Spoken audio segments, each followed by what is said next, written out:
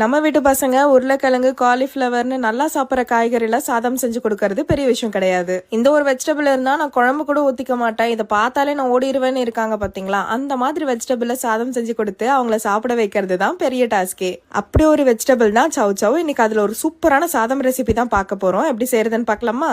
அதுக்கு ஃபர்ஸ்ட் அரை ஸ்பூன் தனியா, அரை ஸ்பூன் சீரகம், ஒரு 6 பல்லு போல பூண்டு, 4 போல வரமிளகாய் இது எல்லாத்தையும் வறுத்துட்டு இது கூடவே கொஞ்சமா தேங்காய் போட்டு அரைச்சி எடுத்து வச்சுக்கலாம். 2 டேபிள் ஸ்பூன் எண்ணெய், அரை ஸ்பூன் கடுகு, அரை ஸ்பூன் சீரகம். இப்போ ஒரு பெரிய சைஸ் வெங்காயம் போட்டு நல்லா வதக்கிட்டு ஒரு பெரிய சைஸ் போல தக்காளி கட் பண்ணி வச்சிருக்கேன், அதையுமே போட்டு நல்லா வதக்கிக்கலாம். சாதத்துக்கு தேவையான அளவுக்கு உப்பு போட்டுட்டு 1/4 ஸ்பூன் போல மஞ்சத்தூள் போட்டு நல்லா வதக்கிட்டு இப்போ நம்ம கட் பண்ணி வச்சிருக்க சௌச்சோவையும் போட்டு நல்லா வதக்கிக்கலாம். இப்போ நம்ம அரைச்சு வச்சிருந்த மசாலாவும் சேர்த்துட்டு கூட கருவேப்பிலை கொத்தமல்லி எல்லாம் போட்டுட்டு சௌச்சோ நல்லா வெந்து வந்த பிறகு சாதம் சேர்த்து மிக்ஸ் பண்ணிக்கலாம். அவ்வளவுதாங்க, ஒரு சூப்பரான சௌச்சோ சாதம் ரெடி. இதுல நம்ம போட்டிருக்க மசாலாவோட டேஸ்ட்ல இது சௌச்சோ தான் உங்க பசங்களால கண்டுபிடிக்கவே முடியாது, அவ்வளோ டேஸ்டியா இருக்கும். ஸோ கண்டிப்பா ட்ரை பண்ணுங்க. மறக்காம நம்ம